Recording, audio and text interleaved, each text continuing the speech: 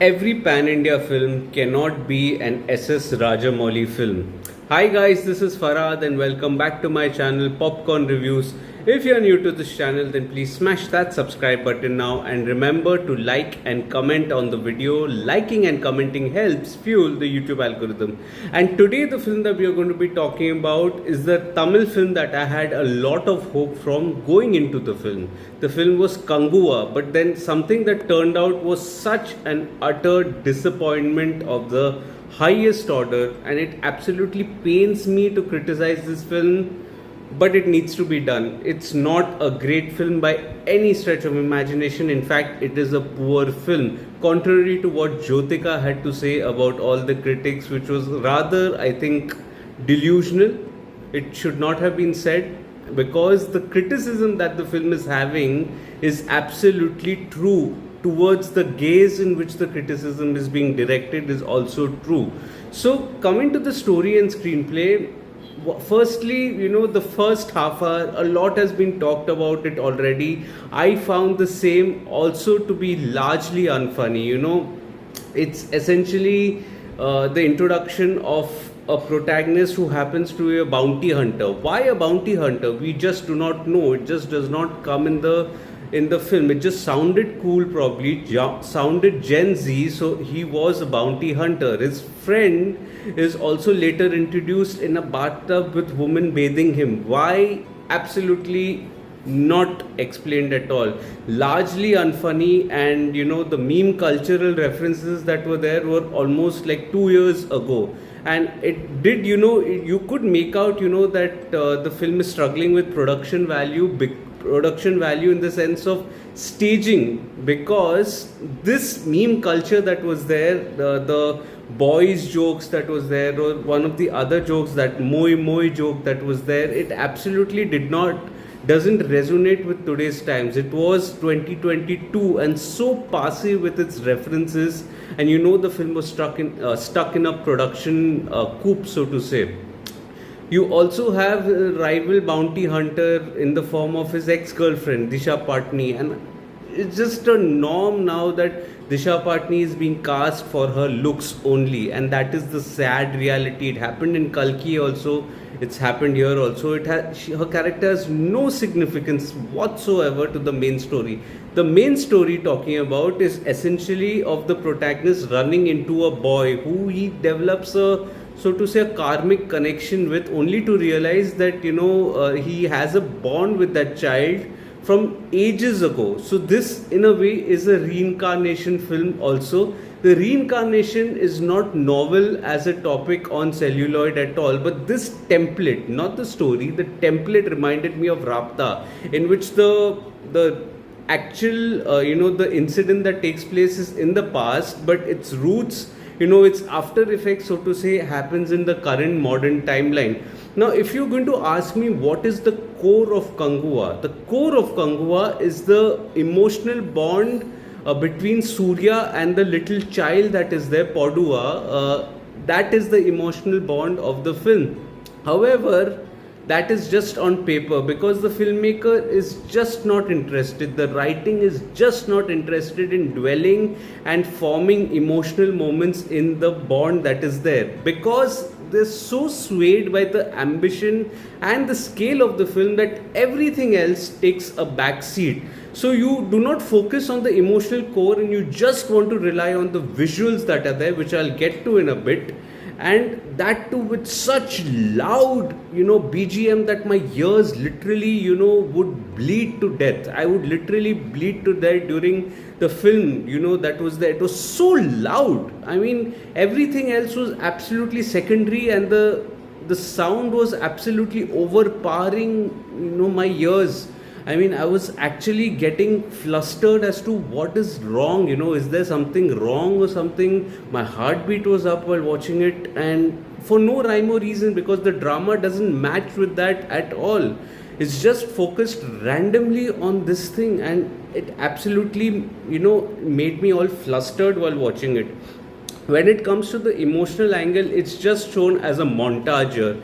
In fact, there's a little, scope, there's an intimate setting that is there, in which there is a scene between Kanguva and that little boy who's previously tried to kill him, saying that you let me, stay with you, and I'm giving you an assurity that you can kill me later on after I protect my village that is there. That ought to have been an interval block. The interval block should not have been a random fight scene that was there before that, because that just did not make sense. That the fight between the opposite party, which starred another evil character's two sons randomly, and that evil character, that main antagonist, is probably the worst I have seen, because he had the looks for him, for starters. The character of Bobby Deol that is there, Utiran, he never really wants to indulge in a face off at the very beginning as well. And that's sad, because the character itself looks to be intimidating, but it's just not written on paper.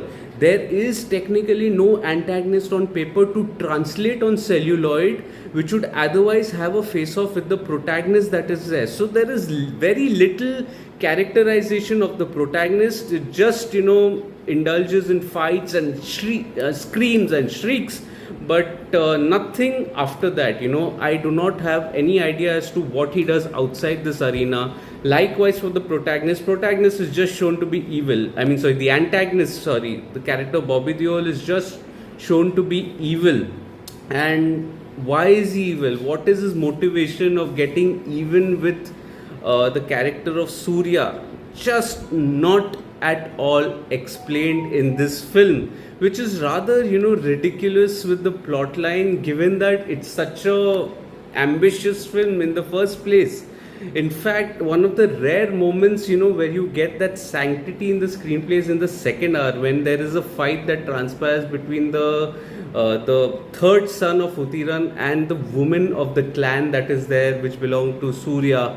And that fight sequence with the staging actually made sense to me. That was one glimmer of hope that was there in an otherwise very ordinary looking film also. Even the second hour, which had to be emotional core, the center of emotional core, was a montage of sequences which was so fragmented that absolutely made no sense at all.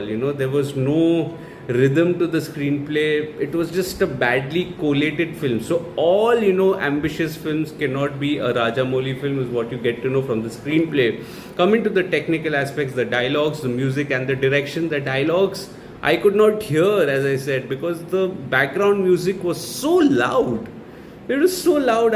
How can you commit such a mistake? Would you not know that you cannot even understand? I was almost following the lines through the subtitles only, and that is ridiculous, because the emotions were getting absolutely drowned in the background music, the loud background music that was there. I don't know whether the assurance was there that the volume would be lowered, but just did not make a difference to me. I don't know whether that was implemented or not in my screening, but no, the background music absolutely drowned everything. The cinematography, I would say, is a miss for me. I'll tell you why it is a miss. Because every pan-India film cannot have generic templates of frames with different lightings that are there. Yes, I know a lot of hard work is being done, but if you're going to ask me today, by showing me a few frames as to which film,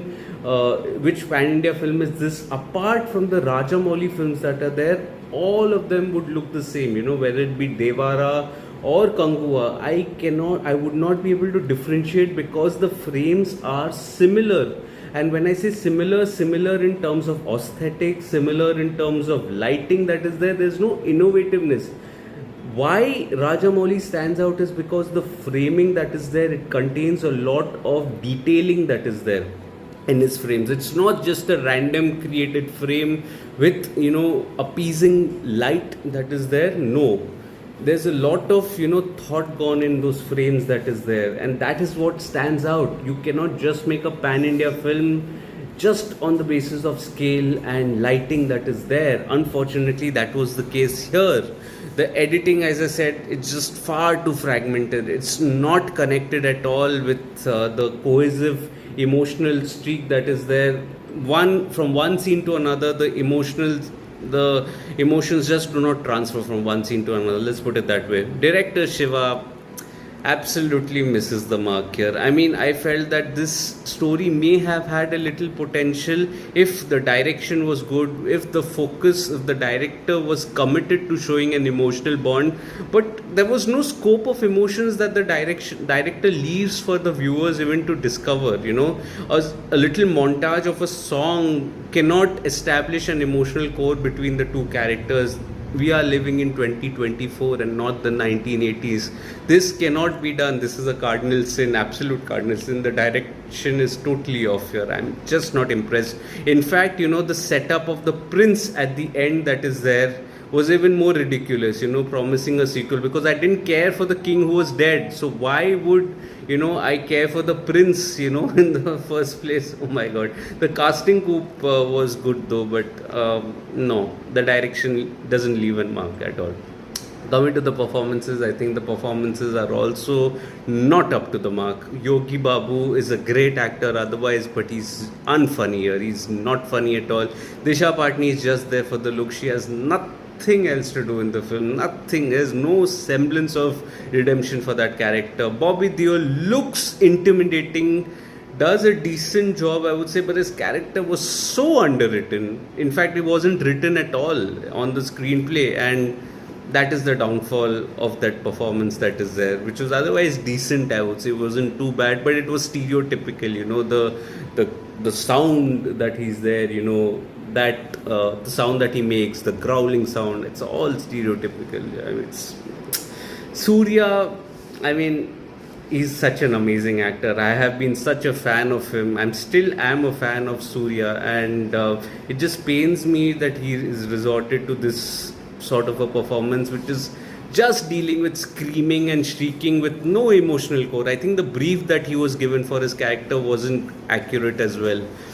You needed to be slightly tender, with the emotional core, at least with the child. That child, by the way, has no emotional depth.